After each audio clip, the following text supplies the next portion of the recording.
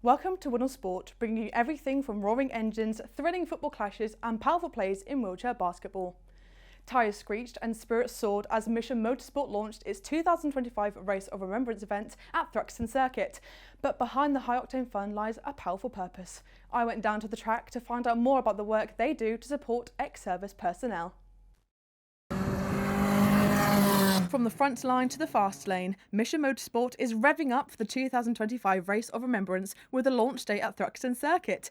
The event brings members of the Armed Forces community together for a day of adrenaline-fueled activities, whilst giving beneficiaries the chance to meet the team behind the charity and learn more about what they do. Mission Motorsport is amazing. Our population that we help is the Armed Forces communities, so those who've served, their families, and help them through engaging in sport in order to thrive and be successful civilians afterwards. Since being founded in 2012, the charity has helped over 2,000 wounded, injured and sick service personnel get back into employment.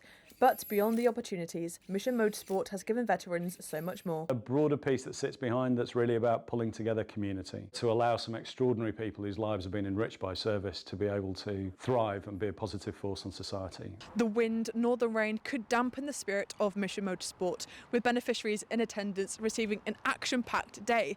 Attendees got to drift around the skid pan, see a Chinook up close and, the highlight of the day, receive passenger laps around Thruxton with professional racing drivers. It's so nice to come out and support the charity and everything they do, and the drivers are all so friendly and they make such an effort to accommodate kind of people who are nervous or people who really want to go a little bit faster. Quite a few people on track, everyone's smiling at each other, thumbs up, so it was enjoyable. Though it was all smiling faces at Thruxton, the visors will come down for the 2025 Race of Remembrance on the 8th and 9th of November, where drivers will compete in a 12-hour endurance race around Anglesey Circuit. Let's hope the weather is better for them there than it has been at Thruxton. Leah Halsey, Winchester News Online. Scott Bartlett took charge of his first Eastleigh home game against Solihull Moors, and there were other new faces among the Eastleigh lineup, though a familiar face WINOL and Elliot Norton was at the Silver Lake. Eastleigh looked to start strong, with new signing McGockin's header forcing a save from Laurie Walker. Solihull also had chances, and while on target, Oscar Rutherford's shot was straight at Nick Townsend. Into the second half, and a low cross from Ben Worming was finished by Jacob Wakeling. Not the start to life at home Scott Bartlett wanted for his Eastleigh side. The Spitfires weren't down and out though, with them nearly pulling level just minutes later, as Lundstrom found McGockin, whose shot was blocked on the line.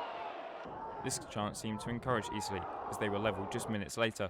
A deflected cross was met by a powerful header from Saunders, that left the Solihull keeper with no chance. Saunders strolled into the box before powering the header home. This his second goal for the club, and it put Eastleigh on level ground with 30 minutes still to play. Both teams had chances to score late on, with efforts from Warman and new Eastleigh signing Luke Skinner, but neither found the back of the net as the game ended 1-1.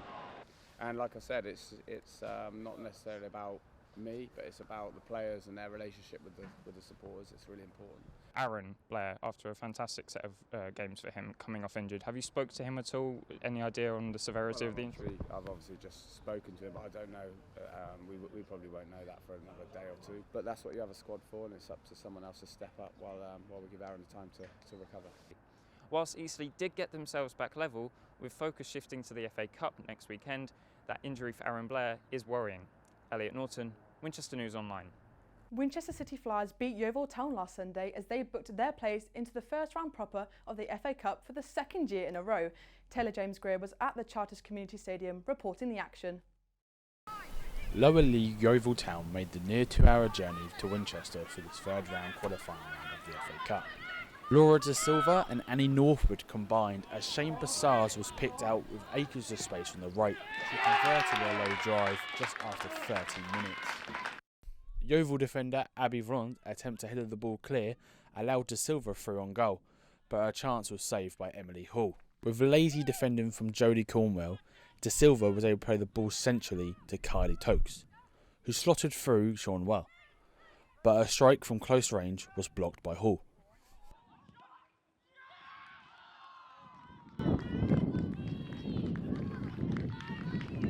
But the Flyers held on with a dominant display. First half, it wasn't very good. good for us, to be honest. So I had a chat with them, just said what the expectations are. To be honest, we're not used to people sitting off of us. In our league, it's a competitive league and people come at you. So for someone to sit off of us and have to make those decisions is a very different game plan. Winchester into the next round of the FA Cup. It was certainly a frustrating display in front of goal. They could have easily been 2 or 3 ahead. Taylor James Greer, Winchester News Online. City Flyers will take on Welsh side Gwali United at home on the 26th of October. It's fast, physical and completely inclusive. With wheelchair basketball on the rise across the UK, Ryan Donnelly spent the day with the Hampshire Harriers to find out how the sport is breaking barriers and bringing people together. On Sunday, I joined the Hampshire Harriers to see what goes into a wheelchair basketball training day. Beyond the drills and tactics, it's clear this sport builds confidence, inclusion and community, values that go far beyond the court. Despite being the UK's largest Paralympic team sport, wheelchair basketball still doesn't get the recognition it deserves. I think that until you try it, until you realise what it is moving the chair, I think with any sport, players that are good at it make it look easy. And I think when you try it yourself, you realise it's not so easy. So I think because a lot of people don't see it, don't give it a go, I think players make it look easy and it isn't. After speaking to the players about what the sport means to them, I wanted to see what it was like for myself, so I decided to give wheelchair basketball a go. Controlling the chair while dribbling and shooting is much tougher than it looks, and it really gave me a new appreciation for the skill and strength these athletes have. What stands out most is the teamwork and communication. Every player has a role. I think it's really good because it shows what we're about and shows that we're very inclusive with different disabilities and some able-bodied people as well. But we have a range of disabilities here with a variety of ages. Just give it a go. There's no harm in trying, and I gave it a go. I've been doing it for 12 years now, so yeah, it's great. Everyone's welcoming. There's clubs everywhere, so yeah, just give it a go. Next up, the Hampshire Harriers face the Folkestone Arrows, a crucial game that could bring them one step closer to the top of the table. This is Ryan Donnelly, Winchester News Online.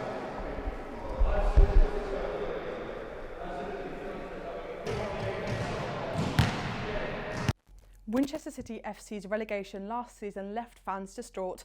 However, manager Craig Davis and his players are making all the right steps to help the citizens come straight back up. Charlie Bass reports. After a heartbreaking relegation last season, Winchester City FC have had an almost perfect start to their campaign, winning 6 of their opening 7 league games. In that time, they've managed to accumulate the best goal difference in the league. I think it's a real show of the quality that we've got in the squad, to be honest. The front men are just, they're firing on all cylinders. As we saw last season, goal differences are absolutely important, and when every team in the league is of a certain quality, you've got to prove that week in, week out, and I think scoring the amount of goals that we do just really asserts ourselves. Winchester City FC have won 2 games in just 3 days, but they're now without a match for nearly 2 weeks. This has left manager Craig Davis pondering whether he'd be better to keep the momentum going or whether he's happy for his players to have a 2-week break. We've played a lot of games this season, midweek games. We had 2 FA Cup replays, so we've barely had a break, and we've got a fair few sort of carrying little knocks and niggles. So I think on reflection, it's not a bad thing to have a bit of a breather. The on-fire citizens will be eager to keep their hot streak going against Malvern Town after their short hiatus. Charlie Bass, Winchester News Online. That's all we've got time for today on WINOL Sport. Thank you for watching.